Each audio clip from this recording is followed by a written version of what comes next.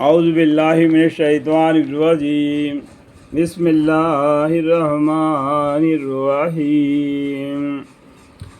جب اللہ تعالیٰ نے ان روحوں کو پیدا فرمایا جو جسم میں آتی ہے، جس سے وہ زندہ ہو جاتا ہے، اور وہ جو روح نکل جاتی ہے تو مردہ بن جاتا ہے، یعنی اس جسم کو موت آتی ہے لیکن روح کو موت نہیں آتی۔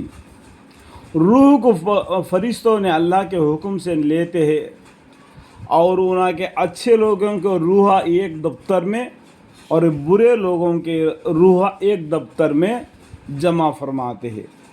روح بالکل پاک ہے، یہ فیکٹری ہے نا، یہ جسم بننے کا، یہ دنیا میں تو ایک کے بعد ایک دنیا میں آنے کے لیے لائن لگائے ہوئے ہے، اور اسی طریقے سے اس دنیا سے بھی ایک کے بعد ایک نکل جائیں گے اور نام اعمال کے ساتھ اپنے دفتر میں محفوظ رہیں گے۔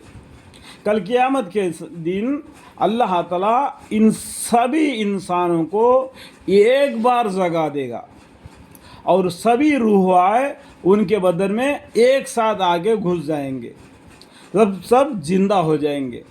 جب ایک پکارنے والا فرشتہ اعلان کرے گا تو فرشتے کی طرف دوڑتے ہوئے میدان حشر میں جمع ہو جائیں گے، جہاں پر ان کا حساب کتاب ہو جاتا ہے۔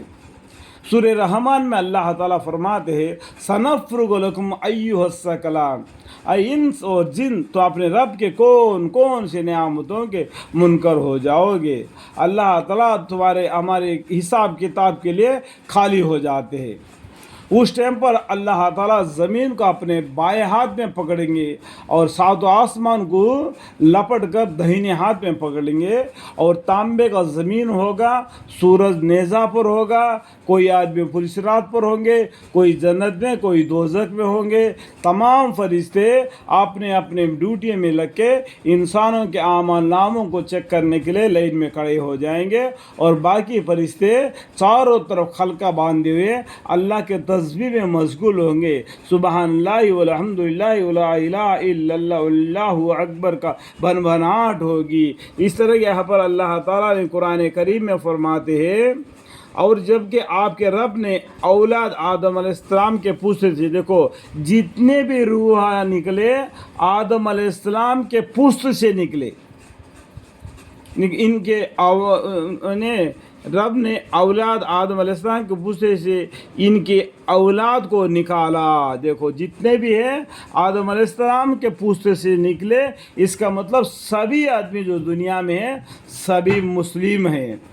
لیکن جب دنیا میں آنے کے بعد میں اپنا من مانی سے گھٹت لیا، معلوم ارے کو الگ الگ درجہ دے، الگ الگ طریقے سے وہ لوگ عبادت کر رہے ہیں، لیکن شرک میں مبتلا ہے اور ان سے انہی کے متعلق اقرار لے لیا۔ دیکھو اللہ تعالیٰ نے آدم علیہ السلام کے پوست سے ان کو روحوں کو نکالا، اولاد کو نکالا، اور انہی کے متعلق اقرار لے لیا، اقرار بھی لے لیا، وعدہ بھی لے لیا کہ کیا کر کے کہ کیا میں تمہارا رب نہیں ہوں؟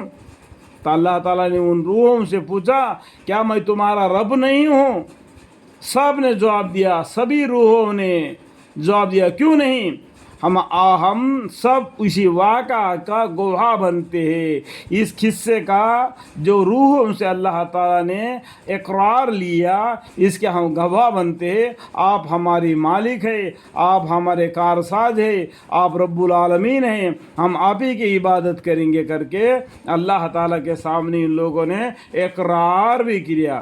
لیکن دنیا میں آنے کے بعد مختلف قومیں بن گئے، کیونکہ شیطان نے ان کا پیچھے لگ لیا، تاکہ تم لوگ قیامت کے روز یوں نہ کہنے لگو کہ ہم تو اس توحید سے محض بے خبر تھے۔ توحید، یہ قرآن کیا ہے؟ توحید ہے۔ اللہ کیا ہے؟ توحید ہے، ایک اللہ ہے، ٹرینیٹی میں نہ ہو جانا۔ یہ اس ٹائم پر روحوں سے بھی اللہ تعالیٰ نے اقرار لے لیا تاکہ قیامت کے دن یہ نہ کہہ سکے کہ یہ نہ کرے، یعنی قیامت کے روز یوں نہ کہنے لگو کہ ہم تو اس توحید سے محض بے خبر تھے. اللہ تعالیٰ روحوں سے بھی اقرار لے لیا. جب دنیا میں ان کی فیکٹری بن گئی, انسان بن گیا, جس کا جسم میں اس کا روح آ گئی, تو اللہ تعالیٰ نے پیغمبروں کے ذریعہ, کتابوں کے ذریعہ, صحفوں کے ذریعہ ان کو ڈرایا, توحید کی طرف آؤ, توحید کی طرف آؤ, توحید کی طرف آؤ. لیکن ان لوگوں نے اللہ سے نہیں ڈرا, پیغمبروں سے کو بھی نہیں ڈرا, ان کو الٹے جواب دیے اور بہت سے پیغمبروں کو انہوں نے قتل ہی کر ڈالا. اور اپنے مذہب, کتنے مذہب ہے آج دنیا میں, ہر آدمی اس کو اندازہ لگا سکتا ہے. کتنے قومیں ہیں, 4000 سے بھی زیادہ قومیں ہیں, وہ اپنے اپنے معبودوں کو عبادت کرتے. کوئی بیل کو, کوئی عورتوں کو, کوئی مورتیوں کو عبادت کرتے. یہ سب جانتے ہیں, بتلانے کی کوئی ضرورت نہیں پڑے گی.